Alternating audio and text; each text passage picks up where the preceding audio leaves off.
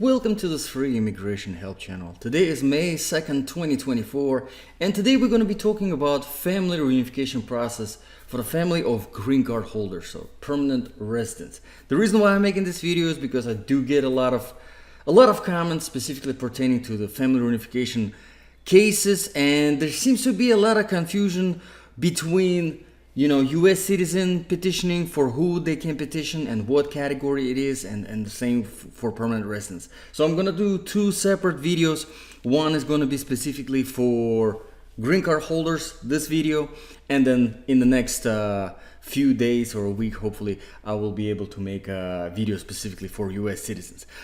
Both process in both of the cases is very similar. I will describe the steps in these videos from the very beginning, from the very first form that you need to file in order to start your petition, your family reunification petition, the process after it is approved by USCIS, how long you're going to be waiting approximately, and how to calculate the time, how to use the visa bulletin, and when you do need to use the visa bulletin, because I do get a lot of comments, from people who are in immediate relative category, which you don't have even to bother, don't worry about visa bulletin whatsoever. It's not applicable to you, which is great. It's fantastic news, because it means that you are not dealing with the backlog whenever it comes to the availability of the immigrant visas. So yes, hopefully, these videos, they will be kind of an overview of the whole process for two separate, it's still a family reunification, but on one side, this video, we have family reunification whenever it comes to permanent residents, and then on the other, we have US citizens. And of course, there is a transition, which I will mention in this video as well, whenever a permanent resident becomes a US citizen after the family reunification petition was filed. I will link the videos that I have, because I have the videos breaking down each individual process in detail. So I will put the links in the description below. Depending on which stage of the process you're at, you can take a look at those videos. If you're starting from the very beginning, you will be able to find the forms that are needed, and the fees and where to file, and I will briefly mention it in this video as well. So as always, I'm going to mention I'm not an immigration attorney. This is not legal advice. All the information provided in this case, in this video, is going to be used from official government sources like US Citizenship and Immigration Services, USCIS.gov, and of course the Department of State with their visa bulletin. So let's start it. As a permanent resident, who can you petition for? Which family members? Okay, so you can petition for your spouse, and you can petition for your children. Unmarried children under 21, and unmarried son and daughter or daughter of any age over 21, obviously, who are unmarried. And that's one very important thing to consider, because obviously you turn 21, and a lot of kids are already married before 21, but after 21 you have a more likely age to get married, I guess, but that's one very important consideration, because in order to be able to fall in the category where you are able to petition as a permanent resident for your son or your daughter, they have to be unmarried. So there are two family preference categories that are dedicated to the families of permanent residents. It is F2A. Just remember it for now, and I'll describe it in a better detail later as we go. F2A category is going to be spouses, so husbands and wives of permanent residents, and children under 21, again unmarried. All right. And then there is another category that is F2B, and that category is specifically for unmarried sons and daughters who are over 21 of permanent residents. It's very important to keep these two in mind, because depending on which category your children, because the difference is going to be here in your kids, depending on which category they fall under, is dependent on how long of a backlog they're going to be dealing with. But we will talk about that in a little bit. So you're a permanent resident. Now you know who you can petition for. You want to start a petition. Which petition? How do you start? I'm gonna post this link in the description below, which gives a good overview. But the form that you will be looking at, and it is for everyone who's starting a family reunification process, is a form I-130 petition for alien relative. And it is on official government website USCIS.gov. Always get all your official information, all the petitions, all the instructions from official government sources, not from, because there's a lot of .com forums out there that have these petitions. Please stick to the official government sources, USCIS.gov. That's how you can tell that it's a government website, is if it has GOV in the end of it. So here's the I-130 petition for alien relative. I have a video on this channel that describes step by step on how to fill it out in the paper form. I open up the PDF and you can take a look at the PDF as well on this page. I will put this link in the description as well. And the form itself, it's a straightforward application form. There's a section for beneficiary, and the beneficiary is going to be your husband, wife, who you are petitioning for, your children, and the petitioner is going to be you. So whenever it comes to family reunification cases, there's always the petitioner, the one who's petitioning, in this case a permanent resident, and there's going to be beneficiary and beneficiaries or derivative beneficiaries that fall under the qualified to go on the application, like for example children. So it's a pretty straightforward. We're not gonna go too much in the detail on how to fill out this form in this video, but I will put the link in the description below specifically on how to fill out the I-130 step by step. Again, it is very straightforward. You're putting in your personal information, nothing crazy about it, and there's instructions for the form I-130 as well. So read up on those before filling out the form I-130, and you will be pretty good. Now, the really good news is that the I-130, as of right now, as of May 2nd, 2024, is available to file online. And I highly recommend you use the online application because it makes it a lot easier to fill it out. It makes it a lot faster. Once you submit it, once you make the payment, again, online, using the debit card, credit card, whatever, it is immediately submitted and it's already with USCIS, waiting for the immigration officer to open it up and review it. All of the documents you can submit online using the upload function. You can do all of that. Now, there is one thing that I wanted to mention here. There's a misconception going around, especially on the forums on the internet, is that just submit the form I-130, and really for any kind of USCIS petition, just submit the petition and then submit the documents when they request the documents. And I cannot 100% speculate where it originated. I would suspect it originated from the immigration attorneys that are wasting your time. That's who it originated from. I would speculate because it adds unnecessary amount of time, unnecessary amount of procedure on top of something that is very simple. Always submit complete application. Do not submit the application unless it is some kind of emergency and you need to file it as soon as possible. You're on some kind of timeline and you just need to send this application out of the way, or you don't have all the documents collected and you know it's going to take like a month, 2 months before you can get those documents. In those situations, okay, go ahead and do that, but be prepared that there's going to be some delay in the processing, because whenever USCIS sends you a request for additional evidence, it's always going to take more time for them to review it once you send them additional stuff, rather than sending everything together in one package. So always try to do that. But you can always submit the application using standard paper, printed out PDF, filled out, and then by mail. You can definitely do that. That's not going to be a problem as well. It just takes more time and there's more potential to make mistakes. So if you can fill it out online, do that. Now, on this same page, specifically for the I-130 petition for alien relative, you can find where to file. If you're filing it by mail, you can find the filing fee, which I believe is as of right now, it should be about $500, but let's see if we can find the fee because they didn't put it in this drop down for whatever reason. But let's see, it's on the page, fee schedule page.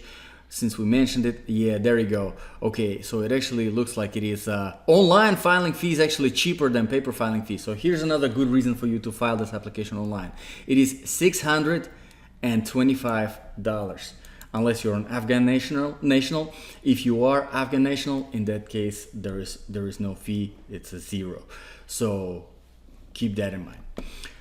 Okay, so you're done with the I-130. You filled it out. You collected all of the documents. Which documents? You can find it here in the video that I did specifically on I-130. It's in the description below. You can find the information on which documents you need, but documents are pretty straightforward. It's really the documents that establish their relationship. You're a permanent resident, you're petitioning for your spouse. You're a permanent resident, you're petitioning for your children. You're submitting obviously birth certificates. You're submitting the evidence that you are actually a permanent resident, and that's pretty much the essence of it. The documents that are established that the relationship is really a relationship, for your spouse, between you and your spouse. Obviously marriage certificate, obviously it has to be translated. If it is not in English, translate it to English.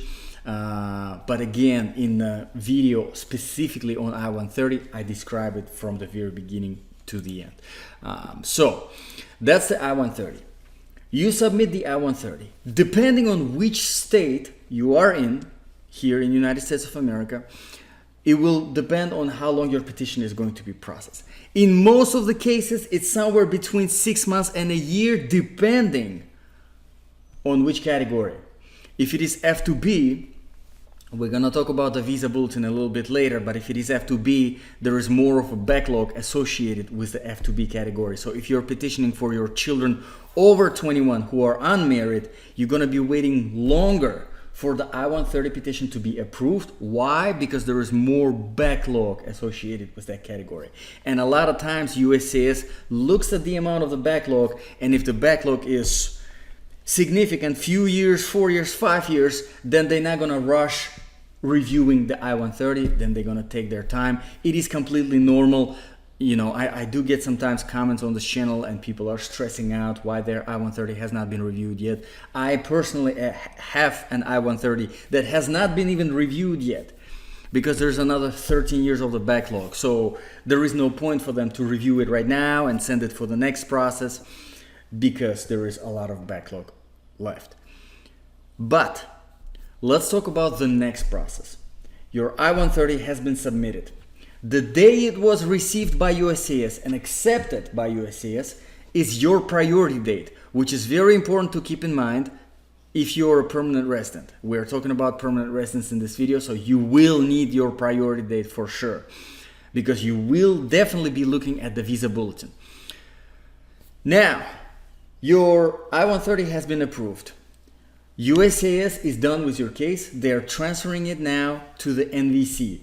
Depending on where the beneficiary is, if the beneficiary is here in the United States of America already, they give you an option to file Form I-485, which is the application to register permanent residence. Again, I have a video on this channel for it. I will put it in the description below.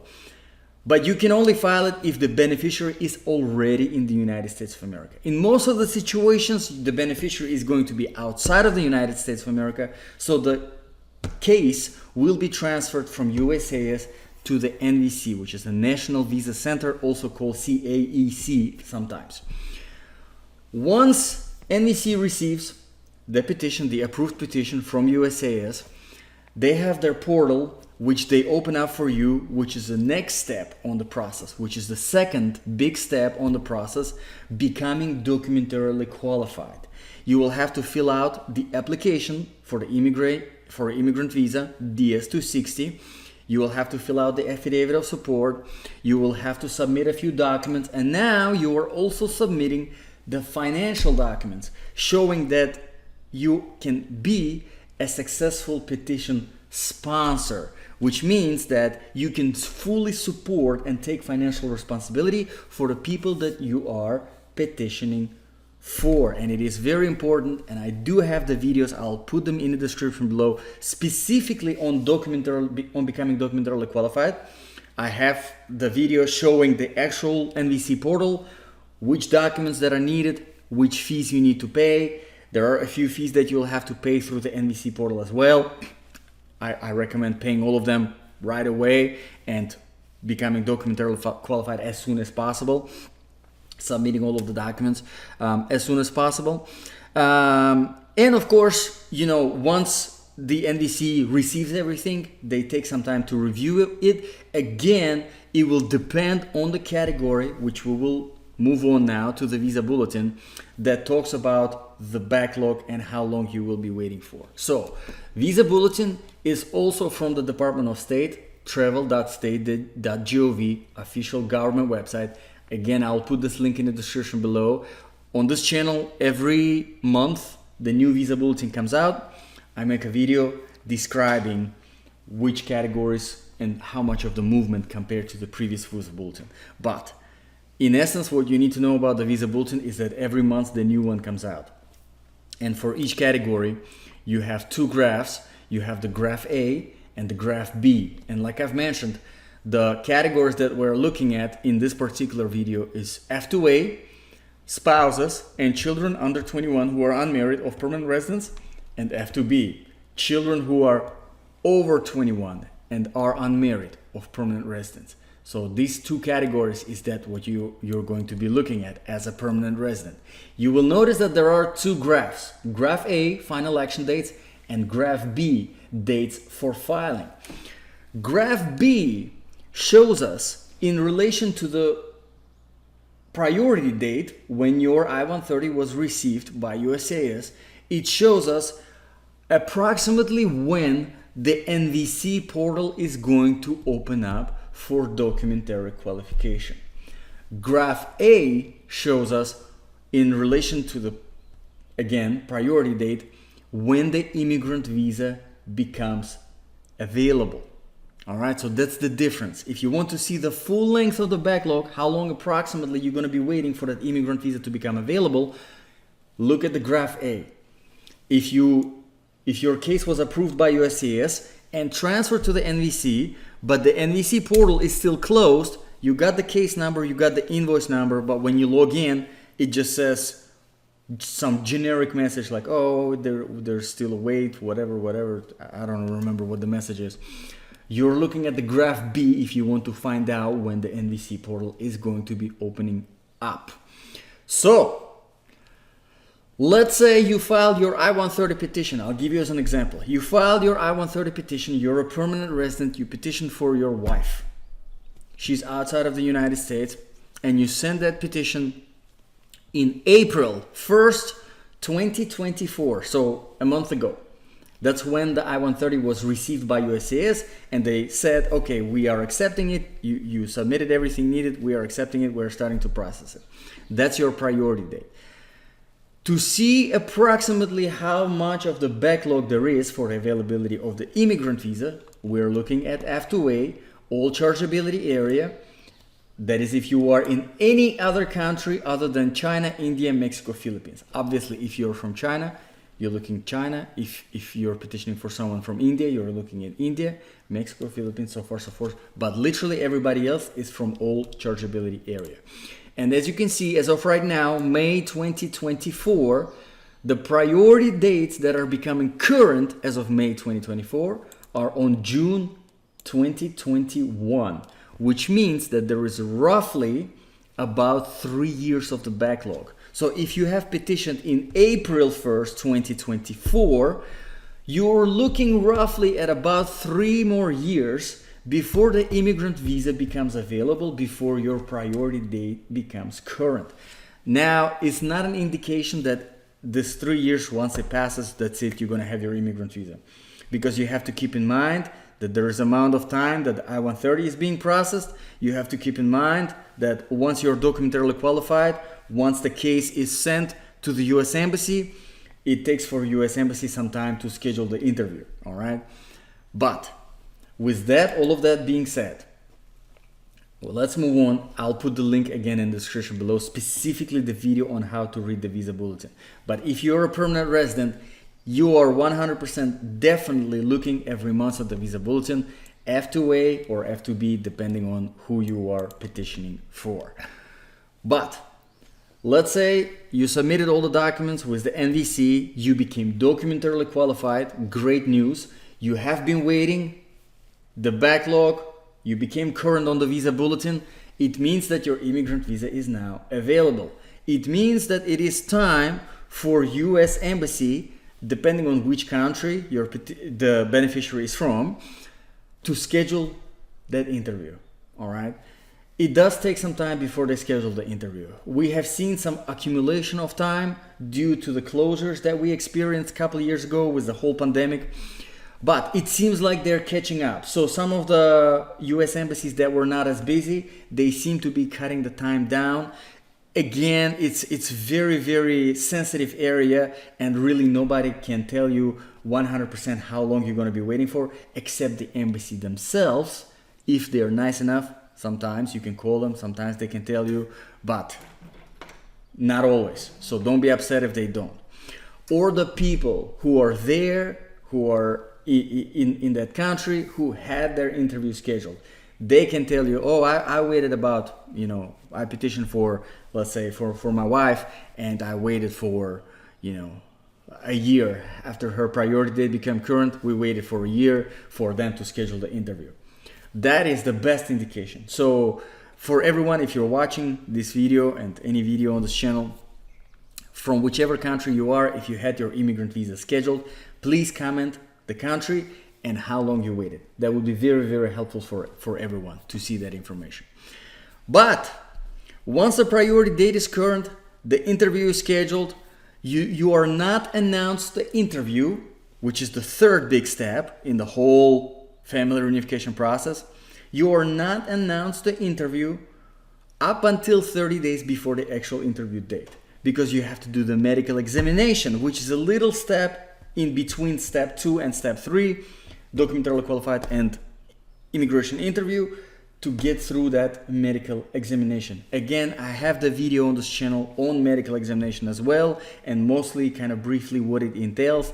To me, that's like the most unpleasant part of the whole process, to be honest, but it's part of the deal.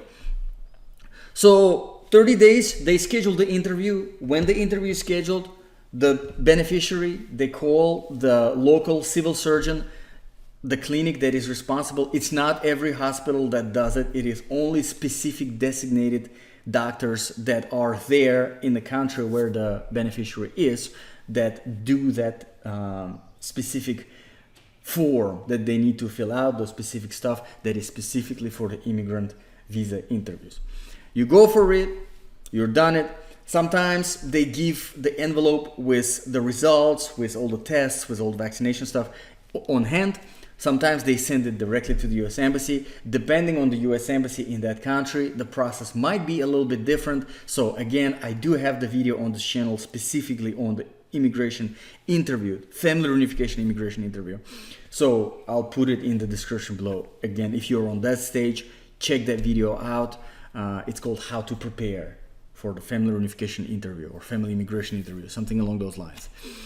So the interview is scheduled. You take care quickly of your medical examination. The sooner you take care of it, once it is scheduled, the better, because there will be more time for the US Embassy to receive all the documents. You prepare, you get all the documents from the step 2, documentary qualification.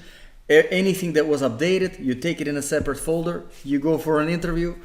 You're asked a few questions, and hopefully you get that I-551 stamp, which is the immigrant visa, which as soon as you enter the United States of America turns into a temporary permanent resident card until you receive your actual permanent resident card in the mail. And that's really the whole family reunification process. Again, if the beneficiary is already in the United States of America, you don't have to go through all of that. You do have to go through the medical examination, obviously, as part of the I-485 petition to register permanent residence, which is not really a petition, it's an application to register permanent residence.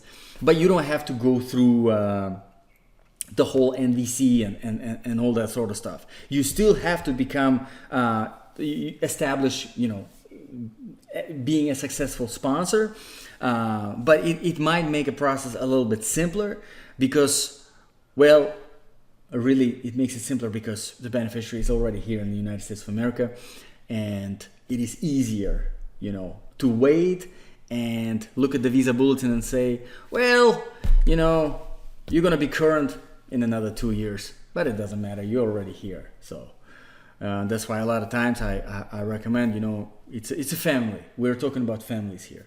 So if and that's one of the reasons why it's so important to be familiar with the process, to be familiar with the visa bulletin, because if you know that there's a long time that is involved for waiting, maybe in the meantime you can find the means for your spouse, for your children to be close to you on, say, non-immigrant visa, whether it's visitor visa, whether it's student visa, some kind of exchange program visa. So there's options out there while you're waiting for for the immigrant visa, for the priority date to become current, really, and the immigrant visa to become available. So as always, hopefully this video was helpful to you to kind of summarize the whole process of what I know it might sound complicated, but it really is. If you are, if you're doing your research, if you're reading up, if you're getting your information from the official government sources, and I'll put all the links in the description below. You familiarize yourself. It is better than working with someone who is doing everything for you, and you're kind of staying in the dark, because that's really where most of the problems come from. You filed a petition. You really don't know how long you're going to be waiting. You really don't know what's going on with the petition. It's taking too long, or is it not taking too long? Is it normal? You kind of let the petition just be in the air, and yeah, a lot of times that's where the problems come up. But if you're staying on top of your case, every step of the process, you familiarize yourself. If anything comes up, you already know, okay, that's not normal. My petition is taking a little bit too long, or I didn't get this response, I didn't get that, I didn't get the invoice number, I didn't get the case number, I need to reach out to the NVC, or I need to reach out to USCIS. Knowing all of that, of course, prevents a lot of this, unnecessary potential issues that can arise with our immigration petitions.